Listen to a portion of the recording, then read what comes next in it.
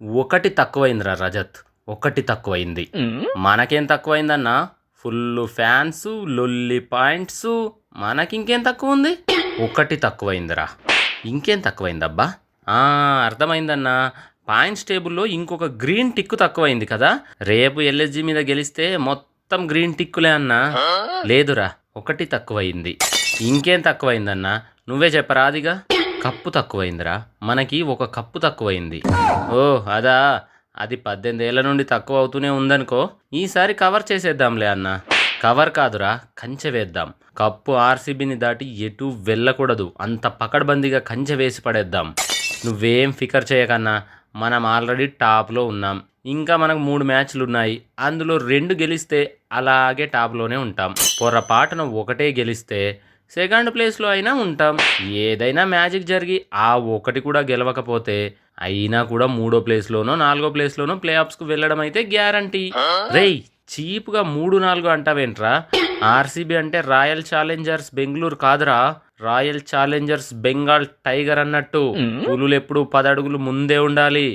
అలా అయితే రేపు మనం ఎల్ఎస్జిని వేటాడేయాలి. మరి ఎల్ఎస్జిదేముందిరా, ఆడుతూ పాడుతూ నమ్లి మింగేయొచ్చు. ఏహే, ఏం మాట్లాడుతున్నారు మీరు? ఎల్ఎస్జి ఇక్కడ. మాకింకా ప్లే ఆఫ్ ఛాన్సెస్ ఉన్నాయి తెలుసా. వాటిని కాపాడుకోవాలంటే మీ మీద గెలవాల్సిందే. అయ్యో పంతు, ఈ సీజన్లో నీకు క్యాష్ ఎక్కువ, రన్స్ తక్కువ అన్నట్టుంది.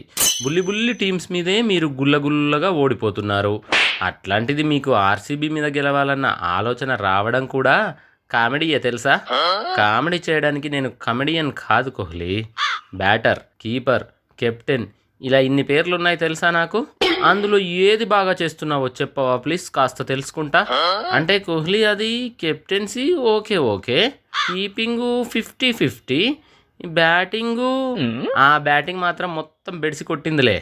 అట్లా ఏం లేదులే, మీ మీద చూసుకో. హాఫ్ సెంచరీ కొట్టి పంత్ ఈజ్ బ్యాక్ అని పోస్టర్ రిలీజ్ చేయిస్తా. ఆల్రెడీ నీ మీద చాలా పోస్టర్లు వైరల్ అవుతున్నాయనుకో.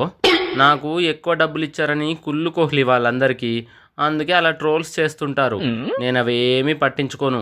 నా టార్గెట్ మొత్తం కప్పు మీదే ఉంది తెలుసా. ఏంటి, మీకు ఇంకా కప్పు మీద ఆశలున్నాయా? మరి మొన్ననే మా గో అంకుల్కి ప్రామిస్ కూడా చేసేసా. వరుసగా 3 గెలుస్తాం, ప్లే ఆఫ్స్కు పోతాం, అక్కడ 2 గెలుస్తాం, కప్పు కొడతాం, ఇలాగని ప్రామిస్ చేసేసా. మధ్యలో ఏదైనా ఒకటి ఓడిపోతే ఆ భయం నాకు కూడా ఉంది కోహ్లీ. నేను ఒక మంచి మాట చెప్తా, వింటావా పంతు? నువ్వు చెప్తే వద్దంటానా కోహ్లీ? చెప్పు, ఏంటో ఆ మంచి మాట. ఈసారి కప్పు మీద మా ఆర్సీబీ కర్చీప్ వేసేసాం. ఇంకా చెప్పాలంటే గట్టిగా ఫెవిస్టిక్ పెట్టి అతికించి పడేశాం. దాన్ని తీయడం ఎవరి వల్ల కాదు, మా వల్ల అవుతుంది కోహ్లీ. మీ కర్చీఫ్ తీసి అలా పాడేసి మా జెర్సీ కలర్ దుప్పటి కప్పేస్తా కప్పుకి. హలో, తీసి పడేయడానికి ఇది బస్సులో వేసిన తెల్ల కర్చీఫ్ కాదమ్మా, ఆర్సీబీ వేసిన పవర్ఫుల్ కర్చీఫ్. అక్కడ జుట్లు పట్టుకొని కొట్టుకుంటున్నారు, ఇక్కడ బ్యాట్లు పట్టుకొని కొట్టుకుంటున్నాం. అంతేగా కోహ్లీ, ఏముంది? ఏంటో పంతు, నువ్వెంత చెప్పినా వినడం లేదు. ఇగో కోహ్లీ, మన మధ్య జరిగిన లాస్ట్ 2 మ్యాచెస్ కూడా మేమే గెలిచినాం. ఇది కూడా గెలిచి హ్యాట్రిక్ కొట్టేసి మా ప్లే ఆఫ్స్ ఆశలు సజీవం చేసుకుంటాం. ఇందులో ఏ మార్పు లేదు. ఓహో, ఆ రెండింటికి ముందు వరుసగా మీ మీద 3 సార్లు గెలిచి మేము ఎప్పుడో హ్యాట్రిక్ కొట్టేశాం. ఈ మ్యాచ్ కూడా గెలిచి మీ ప్లే ఆఫ్స్ ఆశలకు సమాధి కట్టేస్తాం, చూసుకో. సరే, చూసుకుందాం. ఒరే రజత్గా, అందరికీ ముందే చెప్పు, ఫీల్డింగ్ మిస్టేక్లు, క్యాచ్ మిస్టేక్లు ఇట్లాంటివి ఏవి అస్సలు జరగకూడదు.